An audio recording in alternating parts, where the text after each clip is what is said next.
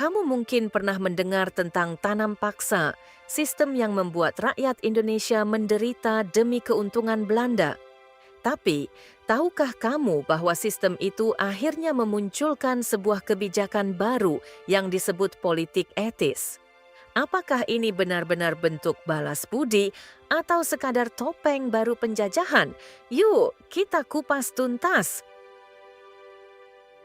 Politik etis atau ethische Politik adalah kebijakan yang diterapkan Belanda di Indonesia pada awal abad ke-20. Tujuannya? Memberikan kehidupan yang lebih baik bagi rakyat pribumi melalui pendidikan, kesehatan, dan irigasi. Namun di balik janji manis itu tetap ada sistem tanam paksa yang memaksa petani menanam tanaman ekspor seperti kopi dan gula untuk keuntungan penjajah. Politik etis punya 3 fokus utama. Pertama, pendidikan. Rakyat pribumi diberi akses ke sekolah agar bisa menjadi pegawai rendahan. Kedua, kesehatan. Fasilitas diperbaiki agar rakyat tetap sehat dan produktif. Ketiga, irigasi. Dibangun sistem pertanian modern untuk mendukung produksi besar-besaran. Tapi kenyataannya tak seindah itu. Petani dipaksa menanam tanaman ekspor, menggantikan lahan pangan mereka. Hasilnya, petani miskin dan sering kelaparan. Sementara keuntungan besar mengalir ke Belanda. Sistem ini memperlebar jurang sosial, kelas penguasa hidup mewah, rakyat menderita. Meski tampak memperbaiki kehidupan rakyat, kenyataannya sistem ini membuat pendapatan kolonial Belanda melonjak. Tapi, pertanian lokal tergeser oleh tanaman ekspor yang merusak ketahanan pangan rakyat. Hasilnya, kesenjangan ekonomi makin lebar. Elit kaya raya, rakyat tetap sengsara.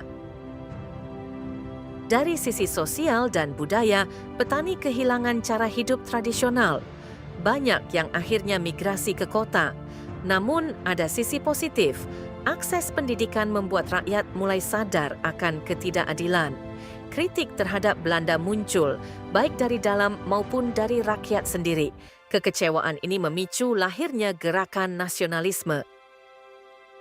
Banyak pihak, termasuk intelektual Belanda sendiri, mengkritik politik ini karena tidak benar-benar menghapus eksploitasi. Di sisi lain, rakyat Indonesia mulai sadar bahwa perbaikan ini hanya memperpanjang penjajahan dalam bentuk yang lebih halus. Dampaknya sangat besar. Pendidikan yang terbuka melahirkan kaum terpelajar pribumi yang kritis.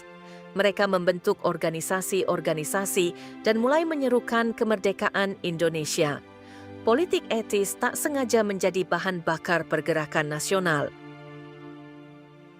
Meski bernama politik balas budi, praktik tanam paksa justru kembali marak di awal abad ke-20. Petani tetap terjepit oleh tuntutan sistem kolonial. Ini membuktikan bahwa politik etis hanyalah kelanjutan eksploitasi dengan wajah baru. Warisan politik etis memang kompleks.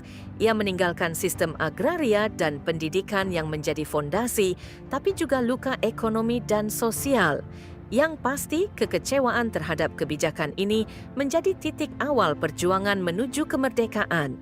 Dari politik etis, lahir semangat nasionalisme yang tak bisa dibendung.